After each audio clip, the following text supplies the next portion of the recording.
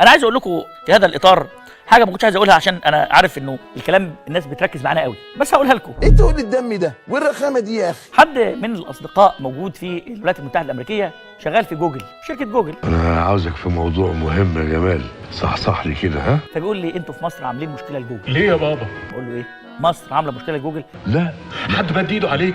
لا مش حد داسلك على طرف يا بابا؟ لا انا تخيلت ان احنا في مشكله في التراخيص، في حاجه في التعامل، حاجه. قال لي لا لا لا لا، قال لي محرك البحث جوجل او جوجل بتاع الخرائط بيقولوا انتوا عاملين مشكله، احنا كل ما بنطبع وبنعمل التسجيل للطرق ومش عارف ايه، مش ملاحقين على التغير اللي حاصل في الواقع في مصر. قول كده الجمله اللي انت قلتها تاني. جوجل مش ملاحقين. شفت؟ جمله اوفر جدا.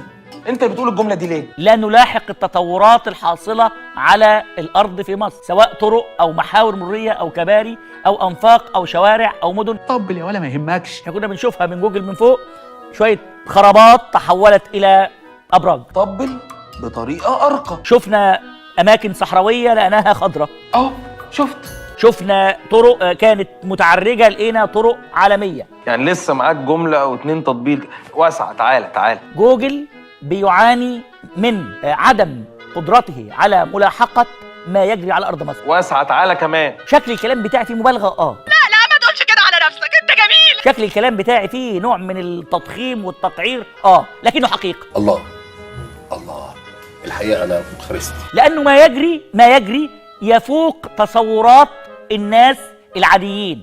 واسعه. تعالى كمان. تعالى ما تخافش. زي ما انت. ما يجري على الارض يفوق تصورات الناس اللي مش عايزين يشوفوا. بس اعدل كله بقى، اعدل كله. وانا بقول للمصريين، والله بقول للمصريين، ربنا عوض صبرنا كلنا خير. بطل وانزل بقى خلاص. جهاز هنا قاري عندي ان انت عندك تطبيل لا ارادي. 5 بالحب. طبل يا ولا ما يهمكش.